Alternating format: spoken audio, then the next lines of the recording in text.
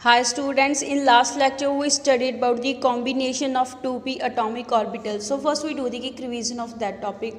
कल हमने पढ़ा था कि जो 2p atomic orbital है वो आपस में कैसे कंबाइन हो सकते हैं। कहते हैं जो 2p atomic orbital है वो दो तरीके से कंबाइन हो सकते हैं। जैसे फर्स्ट हमारे पास क्या बनता है, जब कहते हैं हमारे पास दो 2p ऑर्बिटल आपस में क्या होते हैं, हेड टू हेड ओवरलैपिंग करते हैं, उस दौरान हमारे पास किसकी फॉर्मेशन होती है, सिग्मा मॉलिक्यूलर ऑर्बिटल की फॉर्मेशन होती है।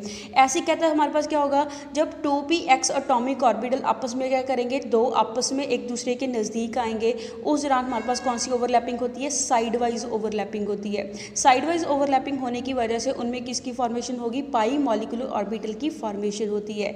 ऐसे इसको हमने डायग्राम से भी डिटेल में डिस्कस करा था।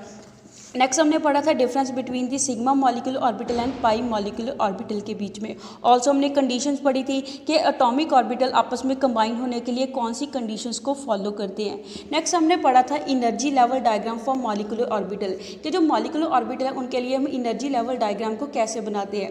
कहते हैं जो मॉलिक्यूलर ऑर्बिटल होते हैं उनकी जो रिलेटिव एनर्जी है वो मेनली टू फैक्टर के ऊपर डिपेंड करती है। जैसे फर्स्ट फैक्टर कौन सा हमने पढ़ा था, कि जो एटॉमिक ऑर्बिटल आपस में कंबाइन होकर मॉलिक्यूलर ऑर्बिटल बना रहे हैं उनकी एनर्जी कितनी है उसके ऊपर डिपेंड करेगा। दूसरा कि उन दोनों के बीच में कितनी ओवरलैपिंग हो रही है उसके ऊपर डिपेंड करता है। कहते हैं जो हमारे पास एनर्जी लेवल्स होते हैं मॉलिक्यूलर ऑर्बिटल के, उसको हम कैसे फाइंड आउट करते हैं, स्पेक्ट्रोस्कोपिक मेथड के साथ फाइंड आउट करते हैं। इसका इंक्रीजिंग ऑर्डर एनर्जी का जो मॉलिक्यूलर ऑर्बिटल का वो हमें यहाँ पे गिवन दिया हुआ है। जब कहता है हमारे पास क्या होगा, 1s 2s and 2p orbitals दो एटम के आपस में क्या हो जाते हैं, कंबाइन हो जाते हैं। Next now we come to today's topic. कहता है हमारे पास क्या होता है, जो एक्सपेरिमेंटल एविडेंस है कुछ डायटॉमिक मॉलिक्यूल्स के लिए, उनसे हमें क्या पता चलता है कि जो ऊपर वाला अवप सीक्वेंस है वहाँ से कहते हैं जो एनर्जी लेवल की जो सीक्वेंस है वो सभी मॉलिक्यूल के केस में ऐसे फॉलो नहीं होता है। जैसे कहते हैं हम एग्जाम्पल ले लें होमोन्यूक्लियर डायटॉमिक मॉलिक्यूल की। होमोन्यूक्लियर डायटॉमिक मॉलिक्यूल्स मीन्स कहते हैं जो सेम एटम को मिलके दो एटम मिलके आपस में क्या बना रहे हैं, मॉलिक्यूल बना रहे हैं। जैसे हमारे पास हो गए molecules lithium, beryllium, boron, carbon, nitrogen, इनके जो मॉलिक्यूल्स होते हैं उसमें कहता क्या होगा, जो sigma 2p z molecular orbital है उसकी एनर्जी हाई होती है as comparison to pi 2p x and pi 2p y के कंपैरेटिवली। कहता है यहाँ पे जो ऑर्डर है मॉलिक्यूलर ऑर्बिटल का वो इस अकॉर्डिंग क्या होता है, फॉलो होता है। जैसे कहता है ऊपर से जो ऑर्डर है वो क्या होता है, थोड़ा सा डिफरेंट ऑर्डर होता है। कहता है बट जो मॉलिक्यूल्स होते हैं O2 ऑनवर्ड्स, कहता है ऑक्सीजन के आगे वाले जो हमारे पास क्या होंगे, मॉलिक्यूल्स होंगे, जैसे ऑक्सीजन, फ्लोरीन, उनके लिए जो फर्स्ट ऑर्डर है एनर्जी का वो क्या होता है, करेक्ट होता है। जैसे ऊपर वाला ऑर्डर है वो उनके लिए क्या होगा, करेक्ट होगा। कहता है जो डाई एटॉमिक मॉलिक्यूल्स होते हैं सेकंड पीरियड के, दैट इज लिथियम, नियॉन, कहता है वो क्या करते हैं, दो टाइप के एनर्जी लेवल्स या मॉलिक्यूलर ऑर्बिटल हमें यहाँ पे शो करे हैं फिगर नंबर 56 के अंदर। जैसे कहता है उनके लिए हमारे पास ये वाला ऑर्बिटल है जो एनर्जी लेवल डायग्राम का वो क्या करते हैं, फॉलो करते हैं। जैसे हमारे पास यहाँ पे फिगर नंबर 56A में क्या गिवन देख रखा है कि जो मॉलिक्यूलर ऑर्बिटल होते हैं एनर्जी लेवल डायग्राम में गिवन दे रखी है lithium, beryllium, boron, carbon, nitrogen molecule के केस में। उस केस में हमारे पास क्या होगा, नीचे 2s ऑर्बिटल दो एटम के आपस में क्या हो जाते हैं, कंबाइन हो जाते हैं। उस दौरान दो मॉलिक्यूलर ऑर्बिटल की फॉर्मेशन होती है जिसमें से क्या होता है, एक बॉन्डिंग मॉलिक्यूलर ऑर्बिटल होता है, दूसरा क्या होता है, एंटी बॉन्डिंग मॉलिक्यूलर ऑर्बिटल होता है। ऐसे कहता है अब हम क्या करेंगे, उसके बाद 2s के बाद कौन सा ऑर्बिटल आता है, 2p ऑर्बिटल आता है। ऊपर कहता है जो 2s की एनर्जी है वो लो होती है, 2p की एनर्जी क्या होती है, हाई होती है, जिसके कारण 2s वाले जो अटोमिक ऑर्बिटल है उसके कॉम्बिनेशन को हमने नीचे लिखा है। 2p की एनर्जी ज़्यादा होने के कारण उसके जो अटोमिक ऑर्बिटल की ओवरलैपिंग है वो हमने ऊपर शो करी हुई है। कहता है यहाँ पे एनर्जी क्या होती है, इंक्रीज होती है। जैसे कहता है हमारे पास क्या होगा, दो एटम के 2p ऑर्बिटल आपस में कंबाइन होंगे, उस दौरान हमारे पास क्या होगा, दोनों दैट इज दोनों साइड पे क्या है, तीन तीन ऑर्बिटल है, तो टोटल हमारे पास क्या बनेंगे, 6 न्यू ऑर्बिटल्स बनते हैं। 6 में से 3 क्या होंगे, बॉन्डिंग मॉलिक्यूलर ऑर्बिटल होंगे एंड 3 क्या होते हैं, एंटी बॉन्डिंग मॉलिक्यूलर ऑर्बिटल होते हैं। जैसे कहता है हमारे पास क्या होगा, lithium, beryllium, boron, carbon, nitrogen के केस में हमारे पास जो बॉन्डिंग मॉलिक्यूलर ऑर्बिटल होते हैं वो कौन से होते हैं, sigma 2pz, pi 2px and pi 2py होते हैं। जबकि कहता है जो एंटी बॉन्डिंग है वो कौन से होते हैं, pi star 2px, pi star 2py and sigma star 2pz orbital. ये किस में आते हैं, एंटी बॉन्डिंग के अंदर आते हैं। कहता है यहाँ पे भी ये चीज़ किसको डिनोट करती है, इनके एनर्जी डिफरेंस को डिनोट करती है कि हमारे पास क्या होती है, पाई 2px एंड पाई 2p की एनर्जी है वो लो होगी as comparison to sigma 2pz के कंपेरेटिवली। ऐसे कहता है ऊपर क्या शो करा है कि पाई 2px and pi star 2py की एनर्जी लो होती है as comparison to sigma star 2pz के कंपेरेटिवली। ऐसे कहते हैं जो नीचे वाली फिगर है दैट इज़ 56B फिगर है, कहता है वो हमारे लिए मॉलिक्यूलर ऑर्बिटल डायग्राम शो करी हुई है किस मॉलिक्यूल्स के लिए, ऑक्सीजन फ्लोरीन नियॉन मॉलिक्यूल के लिए। कहता है उस केस में क्या होता है हमारे पास जो 2s ऑर्बिटल है वो तो सेम तरीके से आपस में कंबाइन होंगे, दैट इज़ दोनों में क्या होता है 2 2s ऑर्बिटल आपस में कंबाइन होते हैं। उस दौरान एक क्या बनेगा हमारे पास बॉन्डिंग मॉलिक्यूलर ऑर्बिटल बनता है, जबकि दूसरा क्या बनता है एंटी बॉन्डिंग मॉलिक्यूलर ऑर्बिटल बनता है। कहता है बॉन्डिंग की एनर्जी लो होती है as comparison to anti bonding के, जिसके कारण उसको यहाँ पे ऐसे रिप्रेजेंट करा हुआ है।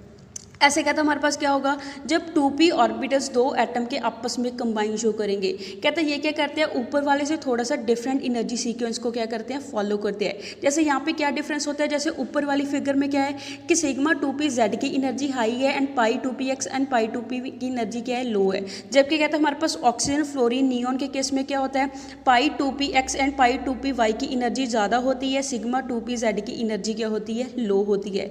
ऐसे कहता है बट ऊपर वाला सीक्वेंस है वो रहता है सेम रहता है, सिर्फ इनका ही क्या आता है हमारे पास एनर्जी में डिफरेंस आता है इन मॉलिक्यूल्स के केस में।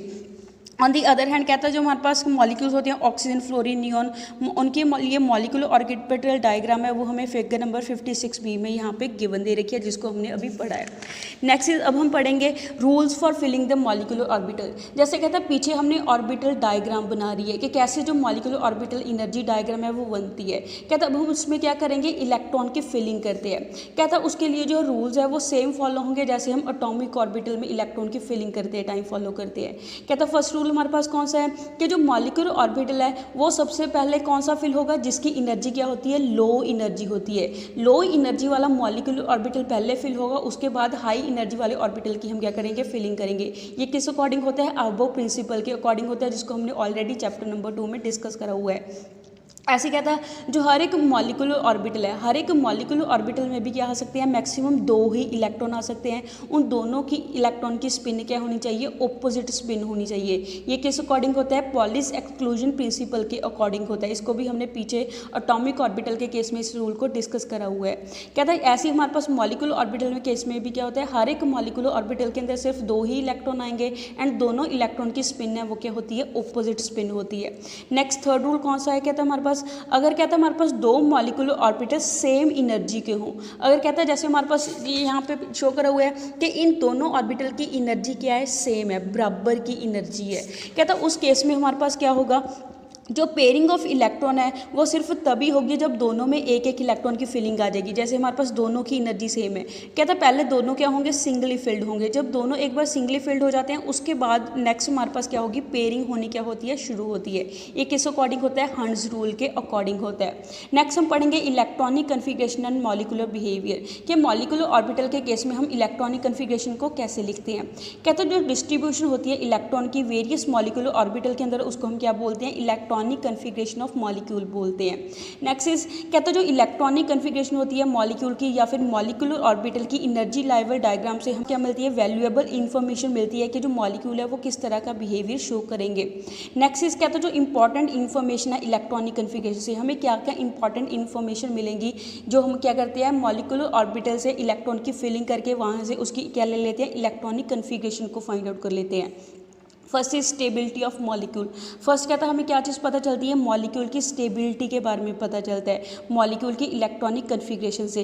जैसे कहता है हमने पढ़ा है कि जो इलेक्ट्रॉन्स जब बॉन्डिंग मॉलिक्यूल ऑर्बिटल के अंदर पड़े होते हैं उस दौरान उनमें क्या होती है अट्रैक्शन होती है बिटवीन दी एटम्स, एटम के बीच में अट्रैक्शन होगी देर बस वहाँ से क्या होता है हमारे पास बॉन्ड की फॉर्मेशन हो जाती है। ऑन दी अदर हैंड कहता है एंटी बॉन्डिंग मॉलिक्यूल के अंदर हमारे पास जो इलेक्ट्रॉन पड़े होते हैं कहता है उसमें क्या होती है रिपल्शन होती है। एज अ रिजल्ट कहता है उस दौरान बॉन्ड फॉर्मेशन नहीं होती है। दस कहता है यहाँ से हमें क्या चीज़ पता चलती है जो इलेक्ट्रॉन्स बॉन्डिंग मॉलिक्यूल ऑर्बिटल के अंदर पड़े हों उस दौरान वो मॉलिक्यूल क्या होगा ज़्यादा स्टेबल होगा। जबकि कहता है अगर इलेक्ट्रॉन एंटी बॉन्डिंग मॉलिक्यूल के अंदर पड़े हों उस दौरान उसकी स्टेबिलिटी क्या हो जाती है डिक्रीज हो जाती है। कहता है अगर हम यहाँ पे क्या करें एन बी किसके साथ रिप्रेजेंट करते हैं number of electron in bonding molecular orbital कि बॉन्डिंग मॉलिक्यूलर ऑर्बिटल के बीच में कितने नंबर ऑफ इलेक्ट्रॉन पड़े हैं उसको हम एन बी के साथ रिप्रेजेंट करेंगे। ऐसे कहता है एंटी बॉन्डिंग मॉलिक्यूलर ऑर्बिटल के अंदर जितने नंबर ऑफ इलेक्ट्रॉन पड़े होते हैं उसको हम एन ए के साथ क्या करते हैं डिनोट करते हैं। कहता है हमारे पास जो फॉलोइंग जर्नलाइजेशन है वो हमें फाइंड आउट करी है दैट इज कहता है मॉलिक्यूल की स्टेबिलिटी कब होगी अगर हमारे पास बॉन्डिंग वाले इलेक्ट्रॉन ज़्यादा होंगे as comparison to anti bonding electron के कंपेरेटिवली। कंपेरेटिवली। नेक्स्ट इज कहता है दूसरा क्या होता है हमारे पास जो मॉलिक्यूल है अनस्टेबल होगा। अनस्टेबल कब होगा? जब हमारे पास बॉन्डिंग इलेक्ट्रॉन लेस होते हैं as comparison to anti bonding electron के कंपेरेटिवली। नेक्स्ट इज ऑल्सो कहता है जो मॉलिक्यूल है वो अनस्टेबल होता है अगर हमारे पास बॉन्डिंग इलेक्ट्रॉन किसके इक्वल हो? एंटी बॉन्डिंग इलेक्ट्रॉन के नंबर के बराबर पड़े हों। नेक्स्ट इज कहता है अकॉर्डिंग टू हमारे पास फर्स्ट रूल, दैट इज हमारे पास जो ऊपर फर्स्ट वाला गिवन दे रखा है कि हमारे पास बॉन्डिंग इलेक्ट्रॉन क्या है? एंटी बॉन्डिंग से ज़्यादा है। उस दौरान कहता है अगर हमारे पास क्या हो ज़्यादा बॉन्डिंग मॉलिक्यूल ऑर्बिटल ऑक्यूपाई हो जाते हैं, देयरफॉर कहता है उस दौरान क्या होगा?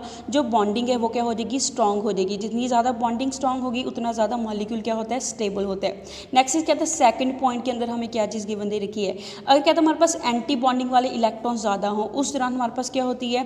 कहता है उस दौरान एंटी बॉन्डिंग का इन्फ्लुएंस क्या होगा? ज़्यादा स्ट्रॉन्गर होगा। एज रिजल्ट हमारे पास जो मॉलिक्यूल है वो क्या हो जाता है? अनस्टेबल हो जाता है। नेक्स्ट थर्ड पॉइंट के अंदर हमें क्या चीज़ गिवन दे रखी है? इवन कहता है अगर हमारे पास दोनों के नंबर ऑफ इलेक्ट्रॉन बराबर के हों, सेम नंबर ऑफ इलेक्ट्रॉन पड़े हों bonding and anti bonding molecule orbital के अंदर, उस दौरान जो एटम है वो आपस में कंबाइन होकर मॉलिक्यूल नहीं बनाता है। कहता है वो किस वजह से होता है? बिकॉज कहता है हमारे पास क्या होगा? जो इफेक्ट है एंटी बॉन्डिंग इलेक्ट्रॉन का वो स्लाइटली ज़्यादा होता है as comparison to bonding electron के कंपेरेटिवली, जिस वजह से उस दौरान उसमें कोई बॉन्ड फॉर्मेशन नहीं होगी। सेकेंड थिंग क्या था हमारे पास जो मॉलिक्यूल ऑर्बिटल की इलेक्ट्रॉनिक कन्फिगरेशन होती है उससे क्या चीज़ पता चलती है? बॉन्ड के ऑर्डर के बारे में पता चलता है। कहते हैं जो रिलेटिव स्टेबिलिटी होती है मॉलिक्यूल की उस वहाँ से हम क्या फाइंड आउट कर सकते हैं? बॉन्ड ऑर्डर को फाइंड आउट कर सकते हैं। कहते हैं वो किस बेसिस के ऊपर होती है? बॉन्ड ऑर्डर के बेसिस के ऊपर होती है। उसको हम कैसे डिफाइन करेंगे? Number of covalent bond in a molecule, कि एक मॉलिक्यूल के अंदर कितने नंबर ऑफ कोवेलेंट बॉन्ड बन रहे हैं, वहाँ से हमें क्या पता चल जाता है? बॉन्ड ऑर्डर पता चल जाता है। वो कहता है किसके इक्वल होता है?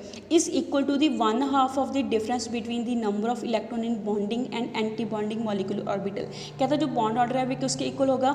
जितने नंबर ऑफ इलेक्ट्रॉन बॉन्डिंग में पड़े होते हैं माइनस जितने number of electron anti bonding में पड़े होते हैं, उसका क्या ले लेते हैं? 1/2 ले लेते हैं, उसको 2 से डिवाइड कर देते हैं। कहता है वहाँ से हम जो बॉन्ड ऑर्डर है वो क्या कर सकते हैं? फाइंड आउट कर सकते हैं, जिसको हम शॉर्ट में कैसे नोट करेंगे?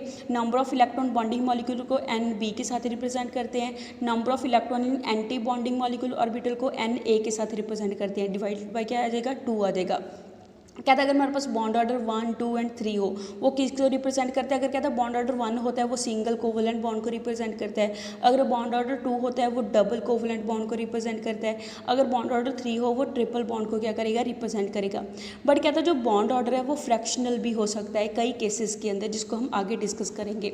Next is information conveyed bye bond order. कहता है हमारे बॉन्ड ऑर्डर से क्या इन्फॉर्मेशन मिलती है? नेक्स्ट इज कहता है जो बॉन्ड ऑर्डर है वो हमें क्या करता है? कुछ फॉलोइंग इन्फॉर्मेशन के बारे में बताता है। जैसे फर्स्ट इन्फॉर्मेशन हमें क्या मिलती है? अगर कहता है जो हमारे पास बॉन्ड ऑर्डर की वैल्यू पॉजिटिव में आ रही है, दैट मीन्स वो हमें क्या इंडिकेट करेगी कि वो मॉलिक्यूल क्या है? स्टेबल मॉलिक्यूल है। अगर कहता है हमारे पास जो बॉन्ड ऑर्डर की वैल्यू है वो नेगेटिव या 0 में आ रही है, वो हमें क्या चीज़ बताती है? कि जो वो मॉलिक्यूल है वो क्या है? अनस्टेबल मॉलिक्यूल है। ऐसी नेक्स्ट इज कहते हैं जो स्टेबिलिटी होती है मॉलिक्यूल की उसको हम कैसे मेजर करते हैं? बॉन्ड डिसोसिएशन इंथैल्पी से उसको क्या करेंगे? मेजर करेंगे। बट कहते हैं जो बॉन्ड डिसोसिएशन एनर्जी है वो किसके डायरेक्टली प्रोपोर्शनल होती है? बॉन्ड ऑर्डर के डायरेक्टली प्रोपोर्शनल होगी। मीन्स कहता है बॉन्ड ऑर्डर हमें क्या बनाता है? कि कितने नंबर ऑफ कोवेलेंट बॉन्ड बने हैं, जितने ज़्यादा कोवेलेंट बॉन्ड बनेंगे दैट मीन्स उतनी ज़्यादा क्या लगेगी? बॉन्ड डिसोसिएशन इंथैल्पी लगेगी। तो वहाँ से हमें क्या पता चलता है? ग्रेटर द बॉन्ड ऑर्डर, जितना ज़्यादा बॉन्ड ऑर्डर ज़्यादा होगा उतनी उसकी बॉन्ड डिसोसिएशन की वैल्यू भी क्या होती है? हाई होती है। फॉर एग्जाम्पल जैसे हमें पता है कहता है जो नाइट्रोजन मॉलिक्यूल है दैट इज N2 मॉलिक्यूल, उसमें क्या होती है? दोनों नाइट्रोजन के बीच में ट्रिपल बॉन्ड बनता है। एज अ रिजल्ट कहता है उसकी क्या होती है? लार्जर बॉन्ड डिसोसिएशन इंथैल्पी होगी, उसकी वैल्यू कितनी होती है? 945 किलो जूल पर मोल एनर्जी होती है एज कंपेरिजन टू ऑक्सीजन के, बिकॉज दोनों ऑक्सीजन के बीच में क्या बनता है? डबल बॉन्ड बनता है। उसकी हमारे पास बॉन्ड डिसोसिएशन इंथैल्पी की वैल्यू क्या होगी? नाइट्रोजन की कंपेरेटिवली लेस होती है, उसकी वैल्यू कितनी होगी? 495 किलो जूल पर मोल एनर्जी होती है, बिकॉज उसका बॉन्ड ऑर्डर कितना होता है? 2 होता है। नेक्स्ट इन्फॉर्मेशन हमें क्या चीज़ मिलती है? कहता है जो बॉन्ड ऑर्डर है वो इन्वर्सली प्रोपोर्शनल होता है to the bond length. Means जितना बॉन्ड ऑर्डर की वैल्यू ज़्यादा होगी उतनी बॉन्ड लेंथ क्या होती है? लेस होती है।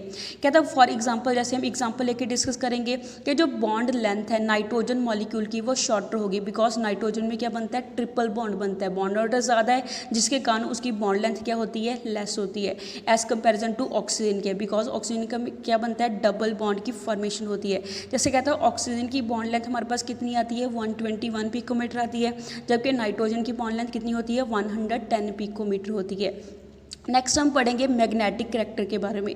अगर कहता हमारे पास जो सभी इलेक्ट्रॉन है मॉलिक्यूल सब्सटेंस के अंदर पेयरिंग में पड़े हों, कहता अगर हमारे पास सभी पेयर्ड इलेक्ट्रॉन हो उस दौरान उस सब्सटेंस को हम क्या बोलते हैं, डायमैग्नेटिक बोलते हैं। वो हमें क्या चीज़ बताता है कि जब उसको मैग्नेटिक फील्ड की प्रेजेंस में रखेंगे वो मैग्नेटिक फील्ड को क्या करता है, रिपल्शन शो करता है। ऑन दी अदर हैंड कहता है अगर हमारे पास अनपेयर्ड इलेक्ट्रॉन पड़े हों उस दौरान जो सब्सटेंस है वो क्या होता है, पैरामैग्नेटिक नेचर का होता है। एंड जब उसको मैग्नेटिक फील्ड के इन्फ्लुएंस में रखते हैं वो मैग्नेटिक फील्ड को क्या करेगा, अपनी तरफ को अट्रैक्शन शो करेगा। नेक्स्ट हम पढ़ेंगे bonding in some diatomic molecule के केस में, इसको हम नेक्स्ट लेक्चर में डिटेल में डिस्कस करेंगे। So that's all for today. Stay home, stay safe, thank you.